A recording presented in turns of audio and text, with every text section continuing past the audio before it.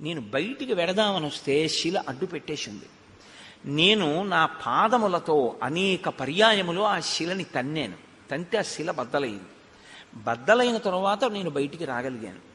ఈ క్రూరాత్ముడు ఇంత దుశ్చర్య చేసి నువ్విక్కడ ఉండు అని చెప్తే ఉండడం మానేసి శిలని అడ్డుపెట్టి ఇక్కడికొచ్చి రాజ్యాన్ని తీసుకున్నాడు.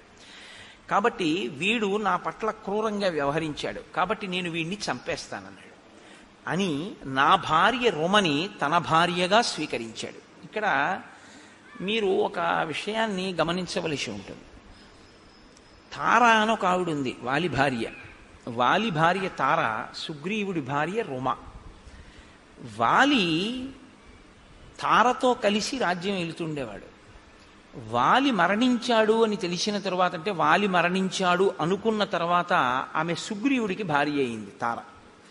వాలి వచ్చేంత వరకు సుగ్రీవుడి భార్యగానే ఉంది తార. సుగ్రీవుణ్ణి తరిమేశాక ఆవిడ మళ్ళీ వాలి భార్య అయింది. మళ్ళీ తర్వాత సుగ్రీవుడు వాలిని చంపేశాడు, ఆమె మళ్ళీ సుగ్రీవుడికి భార్య అయింది. మరప్పుడు సుగ్రీవుడి యందు మాత్రం దోషం లేదా? మరి అప్పుడు రాముడు ఎలా ఊరుకున్నాడు? చంపిన తరువాత వాలి భార్య తారని సుగ్రీవుడు చేపడితే అది కూడా దోషమేగా. వదిన గారిని స్వీకరించడం తల్లితో సమానం కదా. మరి అప్పుడు సుగ్రీవుణ్ణి కూడా చంపేయాలిగా. మరి ఎందుకు చంపలేదు? మరి రుమని, సుగ్రీవుడి భార్య రుమని వాలి స్వీకరిస్తే వాలి మీద ధర్మం తప్పిన వాడివి అని వాలినెందుకు సంహరించాడు రామచంద్రమూర్తి? కిష్కింధకాండలో మీరు చాలా జాగ్రత్తగా దాన్ని పరిశీలనం చేయవలసి ఉంటుంది. వానర జాతులలో వానరముల యందు అనేక జాతులున్నాయి. ఇందులో కర్మాధికారము జ్ఞానాధికారము కలిగినటువంటి వానర జాతి ఒకటి ఉంది. అది చాలా శ్రేష్టమైనటువంటి వానర జాతి. వాళ్ళు సంధ్యావందనం చేస్తారు. మనుష్యులు ఎలా చేస్తారో అలా వాళ్ళు సంధ్యావందనం చేస్తారు. వాళ్ళ అంత్యేష్టి సంస్కారం అవన్నీ కూడా అలా ఉంటాయి. వాలి, సుగ్రీవుడు సంధ్యావందనం చేసేటటువంటి వానర జాతిలో వచ్చినటువంటి వాళ్ళు. సంధ్యావందనం చేసే అధికారం ఉన్నటువంటి వానర జాతిలో ఒక నియమం ఉంది. అన్న, వదిన, తమ్ముడు, మరదలు, రెండు జంటలు ఉండగా ఏ కారణం చేతనైనా అన్నగారు కాని తమ్ముడు కాని మరణిస్తే, మరదలు కాని వదిన గారు కానీ మిగిలినటువంటి వారిని, అంటే ఒక ఉదాహరణ చెప్పాలి అంటే అన్నగారు మరణించాడు అనుకోండి, ఇప్పుడు ఆ వదిన గారు తనంత తాను కోరుకుంటే తమ్ముడికి భార్య అవ్వచ్చు. అలాగే తమ్ముడు మరణించాడు అనుకోండి, తమ్ముడి భార్య కోరుకుంటే అన్నగారికి భార్య కావచ్చు. అది వాళ్ళ ధర్మం, అది వాళ్ళ నియమం. అది మీరు మన నియమాలని తీసుకెళ్ళి అక్కడ పెట్టకండి. వాళ్ళ నియమం అలా ఉంది, అది వాళ్ళకి ధర్మబద్ధం. కాబట్టి వాలి భార్యగా తార ఉన్నంత కాలం సుగ్రీవుడు ఎప్పుడూ స్వీకరించలేదు. వాలి మరణించాడు అని పరిపూర్ణంగా నమ్మాడని గుర్తేమిటంటే పట్టాభిషేకం చేసుకుని తారని కూడా తీసుకున్నాడు. ఆవిడ అంగీకరించింది సుగ్రీవుడు భార్యగా ఉండడానికి, కాబట్టి స్వీకరించాడు. ఇప్పుడు తప్పు లేదు. సుగ్రీవుడు కళ్ళ ముందు బతికున్నాడని వాలికి తెలిసి రుమని స్వీకరించాడు, ధర్మం తప్పాడు, అందుకుని చంపాడు. ఇది మీరు పట్టుకోవలసి ఉంటుంది. తర్వాత సుగ్రీవుడు మరణించాడు, వాలి మరణించాడు. వాలి మరణించిన తరువాత వాలి భార్య తార ఇప్పుడు భర్త పోయాడు కాబట్టి కోరుకుంటే ఆయన తమ్ముడికి భార్యగా వెళ్ళవచ్చు. కాబట్టి తార తమ్ముడికి భార్యగా వెళ్ళింది. రాముడు జోక్యం చేసుకోవాలి. ఆ ధర్మ సూక్ష్మాన్ని మీరు పట్టుకోవాలి. కిష్కింధకాండలో ఈ విషయాన్ని మీరు జాగ్రత్తగా పట్టుకోకపోతే ఏమవుతుందంటే, రాముడు వాలినే ఎందుకు నిగ్రహించాడు, సుగ్రీవుణ్ణి ఎందుకు నిగ్రహించలేదు అన్నది ఒక పెద్ద ప్రశ్నగా నిలబడిపోతుంది. కాబట్టి నేను అనుకుంటున్నా ఇప్పుడు మీకు స్పష్టమైంది అని నేను అనుకుంటున్నాను. రాముడు ధర్మాత్ముడు, ఆయన ధర్మాన్నే నిలబెడుతూ ఉంటాడు ఇప్పుడు. కాబట్టి రామ, నేను బ్రతికుండగా నన్ను చంపడానికి ప్రయత్నం చేసి ఈ భూమండలం అంతా తిరిగాను వాలి తరువుకొస్తే. ఋష్యమూక పర్వతం మీదకి వచ్చి కూర్చున్నాను. కిష్కింధ పక్కనే ఉంది ఋష్యమూక పర్వతం. ఆఖరికి నేను ఈ ఋష్యమూకం మీదే కూర్చున్నాను. ఒక కారణం వల్ల ఇక్కడికి వాలి రాడు, అంతే చెప్పాడు. అప్పటికే ఆ మాటే చెప్పాడు. ఒకానొక కారణం చేత వాలి ఇక్కడికి రాలేడు. వాలే కాదు, వాలి అనుచరులు కూడా రాలేరు. అందుకని నేను ఇక్కడ ఉన్నాను, కానీ ప్రాణాలు అరచేత పెట్టుకుని ఉన్నాను. ఎందుకంటే నన్ను చంపాలి అని కృతకృత్యుడై ఉన్నాడు. ఎలాగైనా తమ్ముణ్ణి చంపేస్తానంటున్నాడు. అందుకని ఏ క్షణంలో ఎవరిని పంపి నన్ను చంపుతాడోనని భయపడడం వల్లే మీ ఇద్దరిని చూసినప్పుడు కూడా వాలే పంపాడు అని నేను అంత భయపడ్డాను. నేను బ్రతికుండగా నా భార్య రుమని తన భార్యగా వాలి అనుభవిస్తున్నాడు. ఇది వాలి చేసినటువంటి ద్రోహం. అందుకని వాలిని సంహరించి నాకు రాజ్యాన్ని భార్యని ఇప్పించవలసింది అని నిన్ను ప్రార్థిస్తున్నాను అన్నాడు. ఇప్పుడు వెంటనే రామచంద్రమూర్తి అన్నారు, యావత్తం నాభిపశ్యామి తవ భార్యాపహారిణం తావత్ సజీవేత్ పాపాత్మ వాలి చారిత్ర దోషక. ఆయన తీర్పు చెప్తారు. చారిత్ర దోషక, నడవడి లేనివాడు. ధర్మం తెలియదా? తెలుసు. అలా చేపట్టకూడదు రుమనని తెలుసు. చేపట్టాడు. ఎలా చేపట్టాడు? తమ్ముడు బతికుండగా చేపట్టాడు కాబట్టి ధర్మం తప్పాడు. ధర్మం తప్పినటువంటి ఆ వాలిని ఇక నేను బతకనివ్వను. నా కంటికి వాలి ఎంతకాలము కనపడడో అంతకాలమే బ్రతికుంటాడు. నా కంటికి వాలి కనపడిన ఉత్తర క్షణంలో వాలి మరణిస్తాడు. కాబట్టి నువ్వు ఇవ్వాలే, ఇప్పుడే బయలుదేరి కిష్కిందకి యుద్ధానికి పిలి. బయటికి వస్తాడు, నేను వాలిని చంపేస్తాను. సరే, బయలుదేరారు. ఆ వాలి, ఆ సుగ్రీవుడు రామచంద్రమూర్తితో, మీ పరాక్రమం మీద నాకు ఎటువంటి అనుమానం లేదు, మీరు ఇంద్రుడితో తుల్యమైన వారు, మీరు వాలిని నిగ్రహించగలరు, వాలినేమి 3 లోకములనే నిగ్రహించగలరు, అంతటి పరాక్రమ సంపన్నులు. అటువంటి మీతో నాకు మైత్రి ఏర్పడడం చాలా గొప్ప విషయం, చాలా సంతోషించవలసిన విషయం.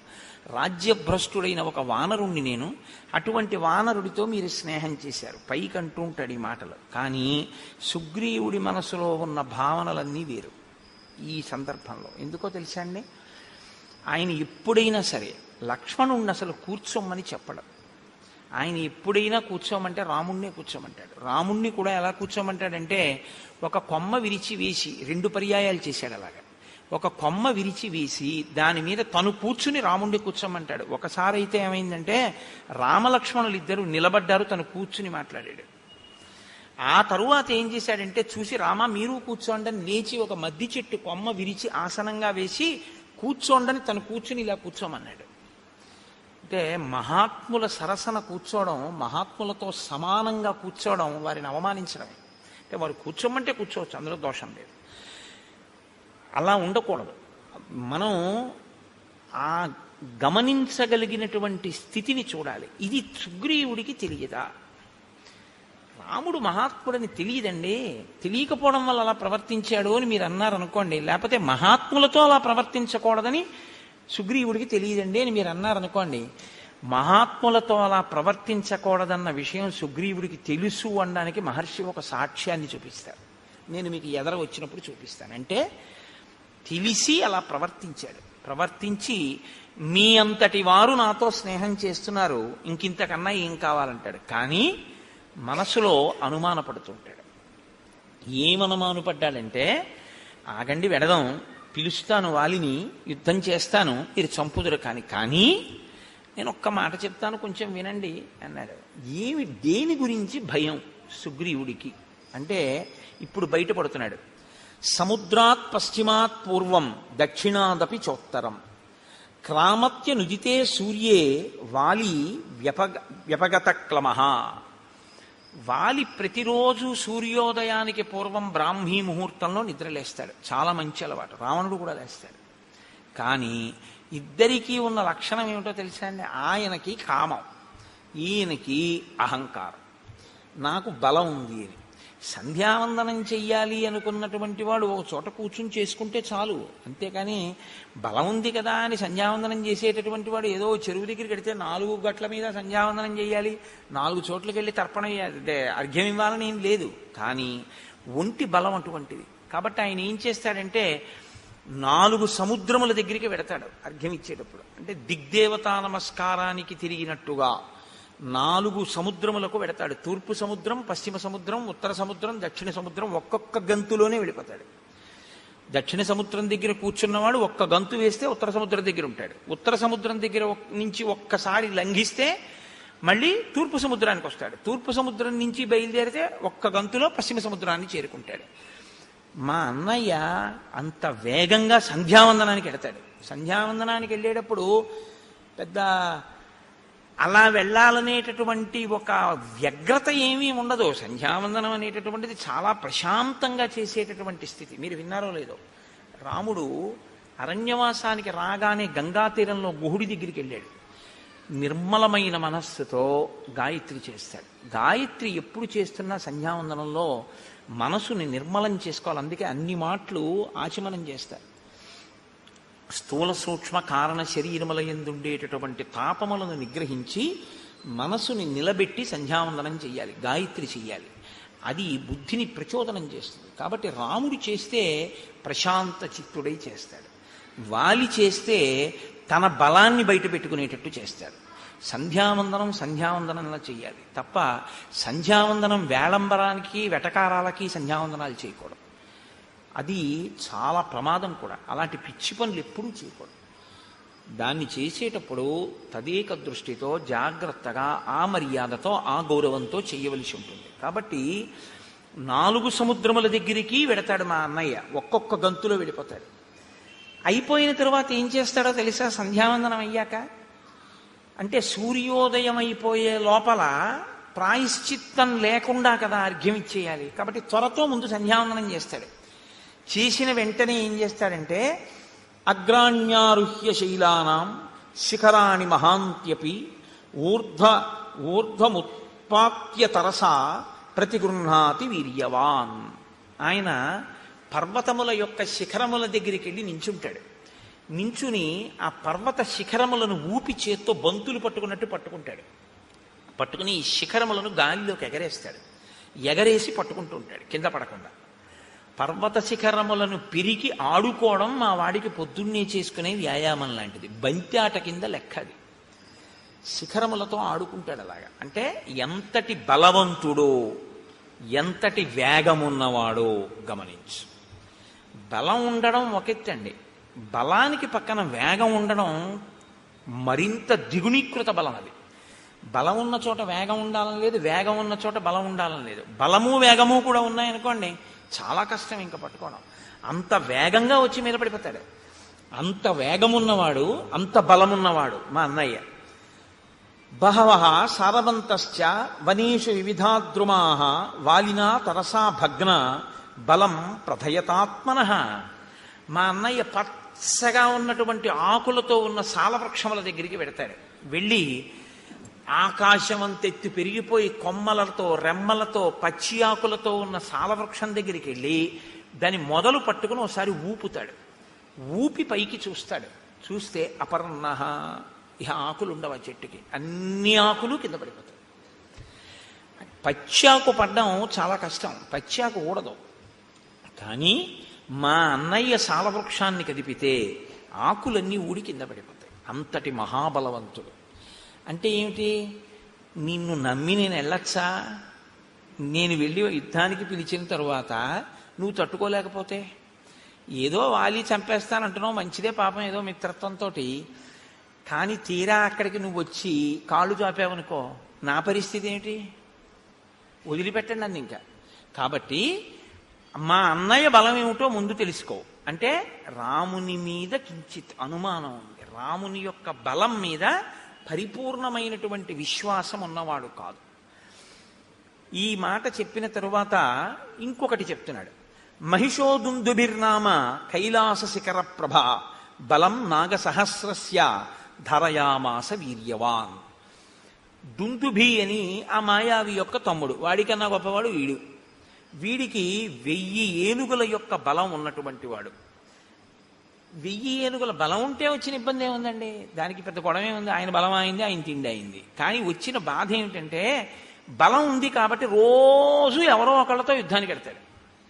యుద్ధానికి వెళ్ళడానికి ఆయనకి ఈయనకి ఏమీ అభిప్రాయ భేదాలు ఉండక్కర్లేదు. బలవంతులు ఎవరని అడుగుతాడు.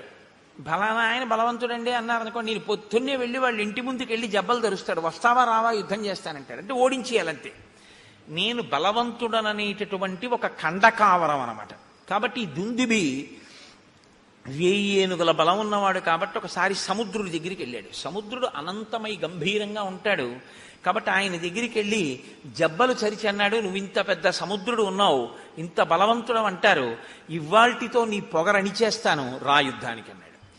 ఆయన ఏం చేశాడు అంటే ఆయన ఏం చెయ్యక్కర్లేదు, బలం ఉంది కాబట్టి గొడవ పెట్టుకుంటూ ఉంటాడు. అదే రాక్షస ప్రవృత్తి అంటే, అంతకన్నా ఇంకేముండదు. కాబట్టి ఎప్పుడైనా అటువంటి వాడు మీకు కనపడితే మీరేం చేయాలంటే సముద్రుల్లా హిమవంతుల్లా మాట్లాడాలి అని గుర్తుపెట్టుకోండి. తప్ప మీరు యుద్ధానికి వెళ్ళిపోకూడదు, వాళ్ళే మీరు కూడా రెచ్చిపోకూడదు. కాబట్టి సముద్రుడు ఎంత గంభీరంగా మాట్లాడాడంటే ఆయనే గాంభీర్యం సముద్రం అంటే. తత సముద్రో ధర్మాత్మ సముద్ధాయ మహాబల అబ్రవీద్వచనం రాజనం అసురం కలచోదితం. కాలము చేత గ్రసింపబడడానికి సిద్ధపడుతున్నటువంటి ఆ దుందుబికి ఈ కండకావరం పెరిగింది. కాబట్టి సముద్రుడి దగ్గరికి వెడితే సముద్రుడు లేచన్నాడు, నీతో నేనేమి యుద్ధం చేస్తానయ్యా, సమర్థో నాస్మితే దాతుం యుద్ధం యుద్ధ విశారద శ్రూయతాం చాభిదాస్యామి యస్తే యుద్ధం ప్రదాస్యతి శైలరాజో మహారణ్యే తపస్వి శరణం పరం శంకర శ్వశురో నామ్నా హిమవానితి విశ్రుత గృహప్రస్రవణోపేతో బహుకందర నిర్ఝర స సమర్థస్తవ ప్రీతిం అతులాం కర్తుమాహవే. ఉత్తర దిక్కున హిమవంతుడున్నాడు. హిమవంతుడు చాలా పెద్ద పర్వతం. ఋషులందరూ ఆయన్ని ఆశ్రయించి ఉంటారు, తపస్సు చేసుకోవడానికి ఆ హిమవత్ పర్వతం మీద ఉంటారు. ఆయన ఎందు పెద్ద పెద్ద గుహలున్నాయి, అనేకమైన నదులు పుట్టి ఆయన మీద ప్రవహిస్తూ ఉంటాయి. అంత బలవంతుడు, పైగా శంకరుడికి మామగారు. కాబట్టి ఆ హిమవంతుడి దగ్గరికి వెళ్ళి అడుగు, ఆయన చేస్తాడు యుద్ధం. నీలాంటి వాడితో నేనేం యుద్ధం చేస్తాను, కాబట్టి నాతో యుద్ధం అక్కర్లేదు, నేనే చెప్తున్నానుగా చేయలేనని ఆయన దగ్గరికి వెళ్ళి అన్నాడు. వాడు వెంటనే అయితే నువ్వు చేయలేవన్నమాట, కాబట్టి ఓడిపోయినట్టే. వాడికి అక్కడతో ఆ కోరిక తీరిపోయింది. కాబట్టి ఇప్పుడు కానీ వాడికి ఆ తీట వదిలిపోతూ ఉండాలి, రోజు ఎవరో ఒకళ్ళతో యుద్ధం చెయ్యాలి వాడు. కాబట్టి వాడు హిమవంతుడి దగ్గరికి వెళ్ళాడు.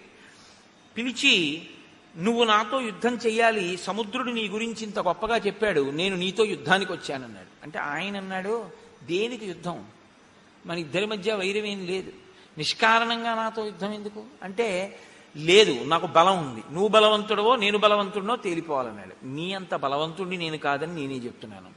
నేనేదో తాపసులకి ఆశ్రయం ఇస్తూ ఉంటాను, వాళ్ళు తపస్సు చేసుకుంటూ ఉంటారు నా దగ్గర, నేను అందుకు పనికి వచ్చేవాడినే కానీ ఇలా యుద్ధాలు అవినే చేయలేనన్నాడు. నువ్వు యుద్ధమన్నా చెయ్యి, నాతో యుద్ధం చేసేవాడిని అన్నా చూపించన్నాడు. అదో పెద్ద విచిత్రమైనటువంటి విషయం. ఒక్కొక్కడి స్థితి, రాక్షసత్వం అన్న మాట అంత ప్రబలంగా ఉంటుంది వాళ్ళలో ఉండేటటువంటి మనఃప్రవృత్తి. అంటే ఆయన అన్నాడు, వాలీనామ మహాప్రాజ్ఞ శక్రతుల్య పరాక్రమ అధ్యాస్తే వానర శ్రీమాన్ కిష్కింధాం అతుల ప్రభాం స సమర్థో మహాప్రాజ్ఞ తవ యుద్ధ విశారద ద్వంద్వయుద్ధం మహద్దాతుం నముచేరివ వాసవ. నముచికి ఇంద్రుడికి యుద్ధం జరిగితే ఎలా ఉంటుందో అలా ఉంటుంది నువ్వు వాలితో యుద్ధం చేస్తే. కిష్కింధారాజ్యాన్ని పరిపాలన చేస్తున్నాడు, మహాబలవంతుడు, నీకు తగినవాడు, ఆయనతో యుద్ధం చెయ్యి, మీ ఇద్దరికీ సరిపోతుంది, బాగుంటుంది, నాతో ఎందుకు, అక్కడికి వెళ్ళి అన్నాడు. అంటే మళ్ళీ ఒక్క గంతులో అక్కడి నుంచి ఇక్కడికి వచ్చాడు. కానీ పాపం అప్పటికే తిరిగాడు కదండి. మరి ఓసారి సముద్రుడి దగ్గరికి వెళ్ళాడు, ఓసారి హిమవంతుడి దగ్గరికి వెళ్ళాడు. దేనికి? ఓ పుణ్యమా పురుషార్థమా? గొడవ తెచ్చుకోవడానికి వెళ్ళాడు. గొడవ పెట్టుకోలేదు వాళ్ళు గొడవ పెట్టుకోలేదన్న కక్ష కడుపులో ఉండిపోయింది.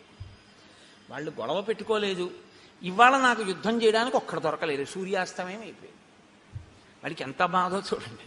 ఏదో ఇవాళ నేను అయ్యో ఒక్క గుడికి వెళ్ళలేదు, ఒక్క గోపురానికి వెళ్ళలేదు, రామాయణంలో ఒక్క శ్లోకం చదవలేదు, ఒక్కసారి రామనామం రాయలేదు, రామరామ అనలేదు, ఇవాళంతా ఏమిటో ఇలా గడిచిపోయింది అని భక్తుడు విసుక్కున్నట్లు వాడికి చాలా కోపం వచ్చింది. సూర్యాస్తమయం అయిపోయింది, ఒక్కడు గొడవకు వచ్చిన వాడు లేడు, ఒక్కడితో యుద్ధం దొరకలేదు, చీకటి పడిపోయింది. వీడు వస్తాడో రాడో, పడుకున్నాడో ఏమో. కాబట్టి ఇప్పుడు రెచ్చగొట్టడానికి కిష్కింధ వెళ్ళాడు. అప్పటికే బాగా చీకటి పడిపోయింది, ఊరుకోవచ్చు, కానీ రేపొద్దున మళ్ళీ ఎక్కడికైనా వెళ్ళిపోతానంటాడేమో అని కంగారు, యుద్ధానికి ముందే సిద్ధం చేసేసుకుంటే పోతుందని. అంటే ఎంత వెర్రిగా ఉంటారో చూడండి ఒక్కొక్కళ్ళ మనస్తత్వం. మీరు ఇవి చూసి, రామాయణం చూసి అలా ఉంటారనుకోకండి. నేను పేర్లు చెప్తే బాగుండదు, పేపర్లలో చదవట్లా మీరు, ఎంతమందో ఇలాంటి వాళ్ళు. కాబట్టి అయిన దానికి కాని దానికి జబ్బలు చదవడం, రా నాతో అంటూ ఉండడం, ఎంత రాక్షసత్వంతో ఉంటారో. కిమర్థం నగరద్వారం ఇదం వృద్ధ్వా వినర్దసి దుందుభే విదితో మేసి రక్ష ప్రాణాన్ మహాబల. వాలి ఈ దుందుబి చేసినటువంటి హడావిడి విన్నాడు. ఆయన వచ్చినవాడు ఊరుకున్నాడా? ఒక మహిష రూపంలో వచ్చాడు. వచ్చి ఒక పెద్ద మహానాదం ఒకటి చేశాడు. ఆ కిష్కింధంతా చెట్లున్నాయి, ఆ చెట్లన్నీ విరగ్గొట్టేస్తున్నాడు. గిట్టలతో భూమినంతటినీ కూడా ఇలా దున్నేసి ఆ పైకి మట్టి రేపేసి భూమిని బద్దలు చేసేస్తున్నాడు ఆ బలంతో. ఆ నగర ద్వారాన్ని భేదించేస్తున్నాడు, బద్దలు కొడుతున్నాడు. బద్దలు కొడుతుంటే వాలి నిద్ర లేచి అన్నాడు, ఎందుకురా, ఎవడరా అల్లరి చేస్తున్నవాడు, ఏమిట్రా అంత కంగారు వాడికి, ఎందుకు అలా ఆ నగర ద్వారాన్ని బద్దలు కొడుతున్నాడు అన్నాడు. అంతే ఆయన అడిగింది, నాకు నీతో యుద్ధం కావాలి, ఇప్పుడు చేస్తావా రేపు చేస్తావా అని అడిగితే అయిపోతుంది పోనీ. కానీ వీడన్నాడు, అంటే రాక్షసత్వం అంటే మాటలు ఎలా ఉంటాయో చూడండి, అకారణంగా. నత్వం స్త్రీ సన్నిధౌ వీరా వచనం వక్తుమర్హసి మమ యుద్ధం ప్రయచ్ఛాత్య తతో జ్ఞాస్యామి తే బలం. ఆడాళ్ళ దగ్గర కూర్చొని అరవడం కాదు. అంటే మరి రాత్రి అయిపోయింది, అంతఃపురవాసంలో రాణుల దగ్గర కదా ఉంటాడు, ఆడవాళ్ళ దగ్గరుండి ఏదో పెద్ద వీరుళ్ళ ఎవడరా అని అడగడం కాదు, రా యుద్ధానికి, నీ బలం ఏంటో తేల్చేస్తానన్నాడు. ఎవరసలు వాడు, ఏమీ చెప్పడు, కంగారు. అనుకుని మళ్ళీ ఏమనుకున్నాడో వెంటనే అభయం ఇచ్చాడు. ఫోన్లే చీకటి పడిపోయాక వచ్చాను కదా అని, అధమాధారయిష్యామి క్రోధమధ్య నిశామి మాం గృహ్యతాం ఉదయ స్వైరం కామభోగీషు వానరా. ఫోన్లే ఎలాగో అలా కష్టపడి రేపు పొద్దుటి వరకు నేను ఈ కోపాన్ని ఇలాగే అట్టె పెట్టుకుంటాను, రేపు పొద్దున్న యుద్ధానికి రా, ఇవాళకి రాత్రి నీ రాణులతో హాయిగా కామోపభోగాన్ని అనుభవించు. ఎందుకు ఆ కోపాన్ని నిలబెట్టుకోవడం, ఎవడైనా కోపం వదిలేస్తానని చూడాలి. ఆయన అంటాడు చాలా కష్టం మీద రేపు పొద్దుటి వరకు కోపాన్ని నిలబెట్టుకుంటానంటాడు. అంటే దుష్టుడి యొక్క మనఃప్రవృత్తి ఎలా ఉంటుందో చూడండి. ఉత్తమే క్షణకోపస్య మధ్యమే ఘటికాద్వయం మధమే స్యాదహోరాత్రం పాపిస్తే మరణాంతక. కష్టపడి కోపం నిలబెట్టుకోవడం ఎందుకండి, అది పోతుంటే హాయిగా వదిలిపెట్టేయాలి దాన్ని, అమ్మాయి మన ప్రయత్నం లేకుండా పోయిందిరా అనుకోవాలి. కానీ వాడికి అలా చిత్తశాంతి లేదు, దాన్ని కష్టపడి నిలబెట్టుకుంటున్నాడు, గిట్టలతో గీరేస్తున్నాడు, చెట్ల కొమ్మలు, అంటే రాత్రల్లా అలా చేస్తూ ఉంటాడు. నువ్వేం చెయ్యాలి, వాలి ఏం చెయ్యాలో చెప్తున్నాడు. ఇవాళ రాత్రికి నీ రాణులతో భోగించు. దీయతాం సంప్రదానంచ పరిష్వజ్యచ వానరాన్ సర్వశాఖాం మృగేందస్త్వం సంసాదయ సుహృజ్జనాన్. నువ్వు దాన ధర్మాలు ఏమైనా చెయ్యాలనుకుంటున్నావేమో, ఇవాళ రాత్రి చేసేసి, ఎవరికేమైనా ఇద్దామనుకుంటే ఇచ్చేసి. పరిష్వజ్యచ వానరాన్, ఎవరైనా నీకు ముఖ్యమైనటువంటి వానరుల్ని చూడాలంటే వాళ్ళని పిలిపించి కౌగిలించేసుకోసారి. ఎందుకంటే ఇవన్నీ అంటే ఖండకావరం నోటి తేట. సర్వశాఖాం మృగేందస్వం సంసాదయ సుహృజ్జనాన్. ఒకసారి నీ సుహృత్తులు ఉంటారు, మంచి స్నేహితులు, మళ్ళీ చూడడం ఉండదు, రేపు పొద్దున చంపేస్తాను నిన్ను, అందుకని వాళ్ళందరినీ పిలిచి ఓసారి చూసేసి. అంటే దేనికి చంపేస్తావు, ఏమి కారణం లేదు, తను బలవంతుడు అనిపించుకోవాలి కాబట్టి చంపేస్తాడంతే. సుదృష్టాం కురు కిష్కింధాం కురుష్వాత్మ సమంపురే క్రీడస్వచ సహ స్త్రీభి అహం తే దర్పనాశన. రేపు ఎలాగో నిన్ను చంపేస్తాను ఉదయం, కాబట్టి ఇవాళ ఏం చేస్తావో తెలుసా, ఒకసారి ఆ కిష్కింధ సామ్రాజ్యాన్నంతటినీ ఓసారి చూసేసుకో. రాజు కాబట్టి నీకు ఆ మక్కువ ఉంటుంది, ఓసారి ఆ రాజ్యం వంక చూడు. నీకు ఇష్టం కాబట్టి ఆ రాజధాని వంక కూడా ఓసారి చూసేయి. ఇవాళ రాత్రి నీకు ఇష్టమైనటువంటి స్త్రీలు ఎవరున్నారో వాళ్ళతో భోగించి, రేపు పొద్దున నిన్ను చంపేస్తాను. యోహిమత్తం ప్రమత్తం వా సుప్తం వా రహితం భృశం హన్యాత్ స భ్రూణ లోకే త్వద్విధం మదమోహితం. అసలు ఇప్పుడే చంపేద్దాను. ఎందుకు వదిలేస్తున్నానో తెలుసా, నువ్వు తాగి రాణులతో భోగం అనుభవిస్తూ ఉంటావు కాబట్టి, నిద్రపోతున్న వాణ్ణి, ఆయుధం లేనివాణ్ణి, యుద్ధానికి సిద్ధంగా లేనివాణ్ణి, ఏదో కామోపభోగంలో ఉన్నవాణ్ణి చంపడం అంటే భ్రూణహత్య, పసిపిల్లాన్ని చంపడంతో సమానం. కాబట్టి నేను అటువంటి పాపపు పనులు చేయనన్నాడు. మళ్ళీ ఇందులో మళ్ళీ పాపపుణ్య విచారణ ఒకటి వాడికి. రాక్షసత్వం అంటే అలాగే ఉంటుందండి, చాలా గమ్మత్తుగా ఉంటాయి వాళ్ళ మాటలు. కాబట్టి రేపొద్దున్న యుద్ధానికి రాను అంటే వాలికి వీడికన్నా సరదా వాడికి. వాడన్నాడు రేపొద్దుడి దాకా అయింది, నేను తాగినా అది వీరరసం, నేను మధుపానం చేసినా అది నన్నేం అడ్డదు, కాబట్టి నిన్ను ఇప్పుడే చంపేస్తాను, రేపొద్దుడి దాకా ఏమిటి, అవన్నీ నాకేం అవసరం లేదన్నాడు. అని వెంటనే లోపలికి వెళ్ళి తమేవ ముక్త్వా సంక్రుద్ధో మాలాముక్షిప్య కాంచనీం పిత్రా దత్తాం మహేంద్రేణ యుద్ధాయ వ్యవతిష్ఠత. తన తండ్రి అయినటువంటి మహేంద్రుడిచ్చిన బంగారు మాల ఒకటి ఉంది, ఆ మాల తీసి మెడలో వేసుకున్నాడు. ఆ మాలకి ఒక శక్తి ఉంది, అది తనలోని తేజస్సుని, తనలోని బలాన్ని క్షీణించిపోకుండా మాల స్వీకరించి కాపాడుతుంది. ఎదుటివారి బలాన్ని లాగేస్తుంది అని చెప్పకూడదు మీరు ఎప్పుడు. అది ఆయనలో తేజస్సుని, ఆయనలో బలాన్ని క్షీణించిపోకుండా తనలోకి తీసుకుని కాపాడి మళ్ళీ ఇస్తూ ఉంటుంది. మహేంద్రుడిచ్చిన మాలకి ఆ శక్తి ఉంది. అందుకే అది మెడలో ఉన్నంతసేపు వాలి మరణించదు. వాలి మరణించాలి అంటే అది మెడలోంచి తీసేయాలి. అది మెడలోంచి తీస్తేనే మరణిస్తాడు. కాబట్టి ఇప్పుడు ఆ హారాన్ని మెడలో వేసుకున్నాడు. వేసుకుని వెళ్ళి ఆ 2 కొమ్ములు పట్టుకుని ఎవడరా దుందుభి నువ్వే అని అన్నాడు. అవును నేనే అన్నాడు. రేపు పొద్దుడు దాకా ఎందుకు ఇప్పుడు రా అని ఆ 2 కొమ్ములు పట్టుకుని విరిచేశాడు. ఇంత అల్లరి చేసిన వాడు ఏమీ లేదు. 4 పిడిగుద్దులు గుద్దాడు. ముక్కులోంచి, చెవుల్లోంచి, నోట్లోంచి నెత్తురు కక్కుని ఢామ్మని చచ్చిపోయాడు. ఎందుకు ఇంత అల్లరి అంటే, ఎందుకు ఎక్కడో హాయిగా పడుకోక ఈశ్వరుడు ఇచ్చిన బలంతో ఎందుకు వచ్చిన గొడవ, ఎందుకు వెళ్ళినట్టు, ఎందుకు యుద్ధం చేసినట్టు, ఎందుకు చచ్చిపోయినట్టు అంటే ఒక్కటే చెప్పవలసి ఉంటుంది, ఖండకావరము. కాబట్టి తం తోలయిత్వా బాహుభ్యాం గతసత్వం అచేతనం చిక్షేప బలవాన్ వాలి వేగే నైకేన యోజనం. అదిగో అప్పుడు మా అన్న వాలి ఏం చేశాడో తెలుసా? ఆ చనిపోయినటువంటి దుందుభిని కోపంతో వాడు కొన ప్రాణంతో ఉండగా 2 చేతులతో పైకెత్తి గిర్ర తిప్పి విసిరిశాడు. పర్వతం అంత శరీరం ఉన్నవాడు దుందుభి. ఆ శరీరాన్ని విసిరితే అది యోజనం దూరం వెళ్ళి పడింది రామ. ఇదిగో ఆ పడిపోయిన శరీరమే ఇప్పుడు అస్థిపంజరం అయిపోయింది. ఎండిపోయి అది ఇలా అయిపోయింది. ఆ విసిరినప్పుడు నవరంధ్రములలోంచి నెత్తురు కారుతోందేమో దుందుభి శరీరంలోంచి. తస్య వేగ ప్రవిద్ధస్య వక్త్రాక్షతజబిందవ ప్రపేతుర్మారుతో క్షిప్త మతంగస్యాశ్రమం ప్రతి.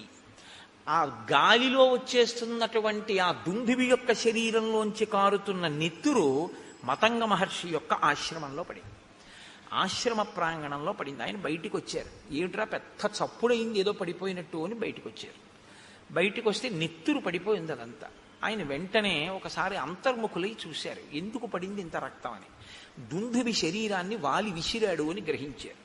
ఆయన అన్నారు, వనం మత్సంశ్రయం ఏన దూషితం రుధరస్రవై సంభగ్నా పాదపాశ్చేమే క్షిపతే హాసురీం తను. నేను ప్రాణప్రదంగా పెంచుకుంటున్నటువంటి చెట్లతో కూడినటువంటి ఈ ఆశ్రమం నేను నివసించేటటువంటి ప్రదేశం. దీన్ని కలుషితం చేశాడు వాలి. ఆ నెత్తుటి ధారలు ఇక్కడ పడేటట్టుగా విసిరాడు దుందుభి కళేవరాన్ని. కాబట్టి ఎవడైతే ఈ శరీరాన్ని ఇలా విసిరాడో వాడు ఈ ఆశ్రమంలోకి అడుగు పెడితే వెంటనే మరణిస్తాడు అని ఊరుకోలేదు ఆయన. సమంతాద్యోజనం పూర్ణం ఆశ్రమం మమకం యది ఆగమిష్యతి దుర్బుద్ధి వ్యక్తం సన భవిష్యతి. నేను ఎంతో కష్టపడి ఈ వనాన్నంతటినీ పెంచి పెద్ద చేసి కందమూలములు తింటూ ఉంటాను. నా బిడ్డల్లాంటివి ఈ చెట్లన్నీ. ఇటువంటి చెట్లన్నీ పాడైపోయేటట్టుగా విసిరాడు ఆ దుందుభి శరీరాన్ని. మరి పర్వతం అంతా శరీరం పడిపోతే చెట్లు పాడవండి. కాబట్టి ఈ ఆశ్రమంలోకే కాదు, ఆశ్రమానికి 1 యోజనం దూరంలో ఎప్పుడైనా వాలి లోపలికి వస్తే వెంటనే వాలి మరణిస్తాడు అని ఆయన అన్నాడు. వాలి ఈ కోపాన్ని పెట్టుకుని తన వాళ్ళని పంపించి పాడు చేస్తుంటాడేమో అని. దివసస్యాస్య మర్యాద యంద్రస్తాశోస్మి వానరం బహువర్ష సహస్రాణి సవై శైలో భవిష్యతి. వాలికి సంబంధించినటువంటి వాళ్ళు, వాలి సైన్యంలో ఉన్నవాళ్ళు కానీ, వాలి పరివారంలో ఉన్నవాళ్ళు కానీ ఎవరైనా ఒక్కరోజు సమయం ఇస్తున్నారు. ఇప్పటికిప్పుడు వెళ్ళిపోమంటే వెళ్ళిపోరు. కాబట్టి 24 గంటలలో వాళ్ళు ఇక్కడ ఉన్నటువంటి ఈ ఋష్యమూక పర్వత శిఖరములన్నిటి నుంచి ఖాళీ చేసి వెళ్ళిపోవాలి. అలా కాని వెళ్ళకపోతే, వాళ్ళు ఈ ఋష్యమూక పర్వతాల మీద ఉంటే, నేను తిరుగుతున్నప్పుడు వాళ్ళు నా కంట పడగానే వాళ్ళు కొన్ని సంవత్సరముల పాటు శిలలైపోతారు అన్నాడు. అనేటప్పటికీ వాలికి సంబంధించినటువంటి వానరుల పర్వతం అంతా ఖాళీ చేసి కిష్కిందకి వెళ్ళిపోయారు. అంతమంది వానరులు ఋషిమూక పర్వతం నుంచి వస్తే చూసి వాలి అన్నాడు, మీ అందరు ఎందుకు వచ్చారన్నాడు. మహర్షి శపించారన్నాడు. ఆయన పరుగెత్తుకుంటూ వెళ్ళి మతంగ మహర్షి యొక్క కాళ్ళ మీద పడ్డాడు. పడితే మతంగ మహర్షి క్షమించలేదు. అలా కుదరదు, నీకు ఈ శాపం ఉంటుంది అని చెప్పి ఆయన లోపలికి వెళ్ళిపోయారు. కాబట్టి మా అన్నకి భయం. కాబట్టి మా అన్న ఎప్పుడూ ఈ దరిదాపులకు రాడు. అందుకని నేను ఈ ఋష్యమూక పర్వతం మీద మతంగ మహర్షి యొక్క ఆశ్రమం చుట్టూ ఉన్నటువంటి ప్రాంతంలో ఇక్కడ బ్రతుకుతున్నాను. కాబట్టి రామ, ప్రాణములు గుప్పెట్లో పెట్టుకుని ఉన్నాను.